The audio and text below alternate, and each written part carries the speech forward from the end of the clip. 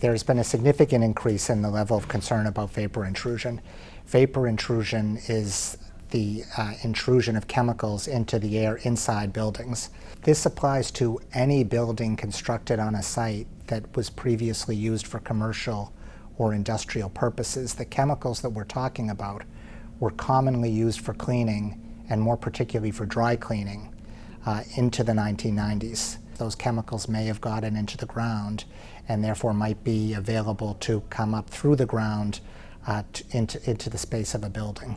The reason for the increased concern is that the federal government has drastically changed its thinking about the levels of certain chemicals that might present a risk to humans. And so EPA has determined that very small parts per billion, single digits per billion of these chemicals might be a concern, which is drastically different from what people thought just a few years ago. A part per million is equivalent to a drop of water in a swimming pool.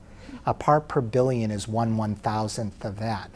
So if the level of concern is 4 parts per billion, chemicals can have been released decades ago and still be present at concentrations that give rise to that risk. So it's something that you need to be concerned about anytime you're building a building or occupying a building on land that was previously used for something else.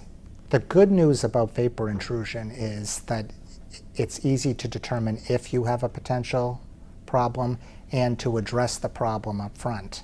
What's very hard is if you realize you have a problem after you've constructed a building or occupied a space.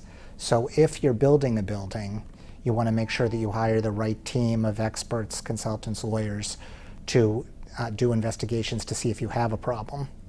And then if you have a problem, to design your building in such a way that you're confident that you're addressing the problem. Right now, since it's a new issue, we're finding that consultants, even consultants who have the appropriate licenses from the Commonwealth, aren't as in touch with what the new rules are. And so the fact that you have a consultant who's looked at an issue doesn't necessarily mean that they've looked at the issue with the new rules in mind, because they're still receiving the training about the new rules that will allow them to get up to speed.